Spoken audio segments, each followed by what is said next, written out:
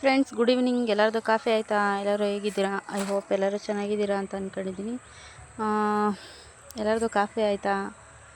ಇವತ್ತಿನ ಲಾಗ್ನ ನಾನು ಇವಾಗ ಸ್ಟಾರ್ಟ್ ಮಾಡ್ತಾಯಿದ್ದೀನಿ. ಇವಾಗ ಟೈಮ್ ಬಂದು 5:30. ಏನೇನು ಕೆಲಸ ಮಾಡಿದೆ ಅಂತ ಅಂದ್ಬಿಟ್ಟು ಬೆಳಗಿಂದ ಹೇಳ್ತೀನಿ. ಅದಕ್ಕೂ ಮುಂಚೆ ಯಾರೆಲ್ಲ ನನ್ನ ಚಾನಲ್ನ ಸಬ್ಸ್ಕ್ರೈಬ್ ಮಾಡ್ದೆ ನೋಡ್ತಾ ಇದ್ದೀರಾ, ದಯವಿಟ್ಟು ಸಬ್ಸ್ಕ್ರೈಬ್ ಮಾಡ್ಕೊಳ್ರಿ ಅಂತ ಹೇಳ್ತಾ ಇವತ್ತಿನ ಲಾಗ್ ಸ್ಟಾರ್ಟ್ ಮಾಡ್ತಾಯಿದ್ದೀನಿ. ಏನಪ್ಪ ಅಂದರೆ, ಬೆಳಗ್ಗೆ ಎದ್ದು ಹೀರೆಕಾಯಿ ಹಾಕಿ ಬಸ್ಸಾರು ಮಾಡಿದೆ.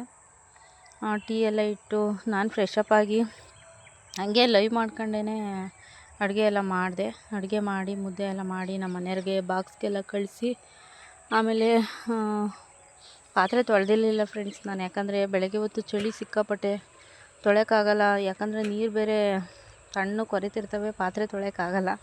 ಅದಕ್ಕೋಸ್ಕರ ನಾನು ಒಂದು 2 ಗಂಟೆ 3 ಗಂಟೆ ಮೇಲೆ ಪಾತ್ರೆ ತೊಳಿತೀನಿ. ಪಾತ್ರೆ ಎಲ್ಲ ಪಾತ್ರೆ ತೊಳೆದಿರಲಿಲ್ಲ. ಪಾತ್ರೆ ಎಲ್ಲ ಒಳಗಡೆ ಅಡುಗೆ ಮನೆಯಲ್ಲೇ ಇಟ್ಟಿದ್ದೆ. ಅಡುಗೆ ಎಲ್ಲ ಮಾಡಿ ಕಸ ಎಲ್ಲ ಗುಡಿಸಿ ಹುಡುಗರಿಗೆ ರೆಡಿ ಮಾಡಿ ಸ್ಕೂಲಿಗೆ ಕಳಿಸಿ, ಆಮೇಲೆ ನಮ್ಮ ಮಾವ ಸ್ನಾನ ಮಾಡಬೇಕು. ಅವರು ಶನಿವಾರ ಹೇಳಿದೆ ಸ್ನಾನ ಮಾಡ್ಕೊಳ್ಳಪ್ಪ ಅಂತ ಹೇಳ್ಬಿಟ್ಟು, ಅವರು ಇಲ್ಲ ನಾನು ಮಾಡ್ಕೊಳಲ್ಲ ಇವಾಗ ಅಂತ ಹೇಳಿದ್ರು.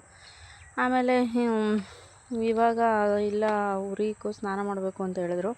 ಹಂಗೆ ಲೈವ್ ಮಾಡ್ಕೊಂಡೇ ಅಂಡೇವಲ್ಗೆ ಉರಿ ಇಕ್ಕಿ ಆಮೇಲೆ ಇನ್ನೇನು ಮಾಡೋದು ಅಂದ್ಬಿಟ್ಟು ಸ್ನಾನ ಮಾಡ್ಕೊಂಡ್ರು. ಉರಿಗೆ ನೀರು ಕಾಯಿಸಿದೆ, ಆಮೇಲೆ ಸ್ನಾನ ಮಾಡ್ಕೊಂಡ್ರು. ಆಮೇಲೆ ನಾನು ಮೇಕೆಗೆ ಸೊಪ್ಪೆಲ್ಲ ಕಟ್ಟಿ, ಆಮೇಲೆ ಮೇಕೆಗೆ ನೀರಿಕ್ಕಿ ಎಲ್ಲ ಮಾಡಿದೆ. ಆಮೇಲೆ ಆ ಮನೆ ಹತ್ರ ಮನೆ ಕೊಟ್ಟಿದ್ವಲ್ಲ, ಅವರು ಮನೆ ಖಾಲಿ ಮಾಡೋರೆ ಅಂತ ಫೋನ್ ಮಾಡಿದರು. ನಮ್ಮ ಮಾವನ ಫ್ರೆಂಡು ಖಾಲಿ ಮಾಡೋರೆ, ಒಂದ್ಸಲ ಹೋಗಿ ನೋಡ್ಕೊಂಬರಮ್ಮ ಅಂತ ಹೇಳಿದ್ರು.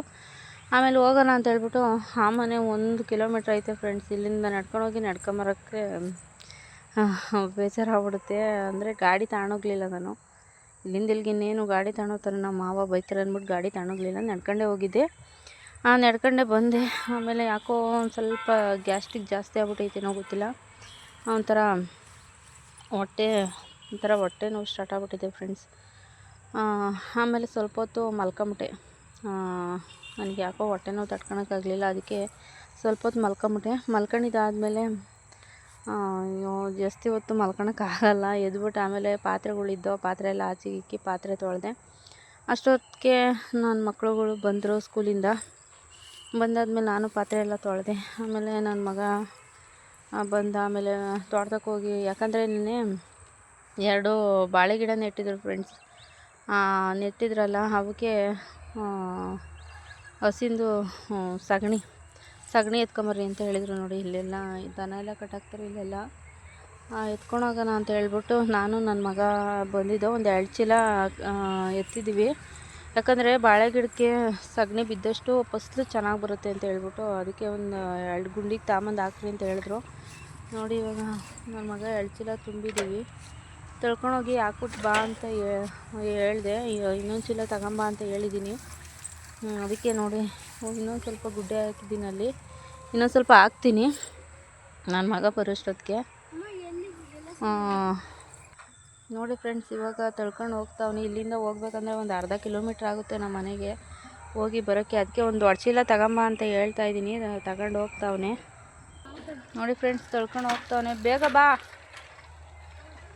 ತಳ್ಕೊಂಡು ತಗೊಂಡು ಹೋಗ್ತಾವನೆ. ನಾನು ಇನ್ನೂ ಸ್ವಲ್ಪ ಎತ್ಬಿಟ್ಟು ಇನ್ನೊಂದು ಚೀಲದಾಗೆ ತುಂಬಿಟ್ಟು ಎತ್ಕೊಂಡು ಹೋಗ್ತೀವಿ. ಇವಾಗ ನಮ್ಮ ಮನೆಯವರು ಇನ್ನೂ 5:45 ಬರ್ತಾರೆ. ನಾನು ಇವಾಗ ಹೋಗಿ ಮೇಕೆ ಎಲ್ಲ ಒಳಗೆ ಕಟ್ಟಿ,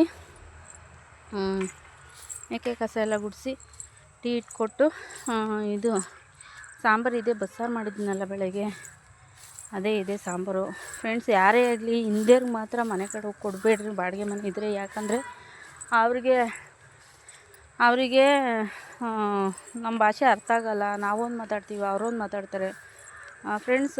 ಸ್ಲಿಪ್ಪರೆಲ್ಲ ತಗೊಂಡೋಗಿ ಒಳಗಡೆ ಬಿಟ್ಕೊತಾರೆ ಫ್ರೆಂಡ್ಸ್. ಈಗ ಒಂಚೂರನೂ ಅಚ್ಚುಕಟ್ಟಿಲ್ಲ, ನೀಟಿಲ್ಲ, ಒಂದೇನೂ ಇಲ್ಲ. ನನಗಂತೂ ಒಂಥರ ಬೇಜಾರಾಗ್ಬಿಡ್ತು. ಇವತ್ತಿನ ಲಾಗ್ ಇಷ್ಟ ಫ್ರೆಂಡ್ಸ್. ಓಕೆ ಫ್ರೆಂಡ್ಸ್, ಇವತ್ತಿನ ಲಾಗ್ನ ನಾನು ಇಲ್ಲಿಗೆ ಎಂಡ್ ಮಾಡ್ತಾಯಿದ್ದೀನಿ. ವಿಡಿಯೋ ಸ್ವಲ್ಪನಾದರೂ ಇಷ್ಟ ಆದರೆ ಲೈಕ್ ಮಾಡಿ, ಶೇರ್ ಮಾಡಿ, ದಯವಿಟ್ಟು ನನ್ನ ಚಾನಲ್ಗೆ ಸಪೋರ್ಟ್ ಮಾಡಿ, ಸಬ್ಸ್ಕ್ರೈಬ್ ಮಾಡಿ.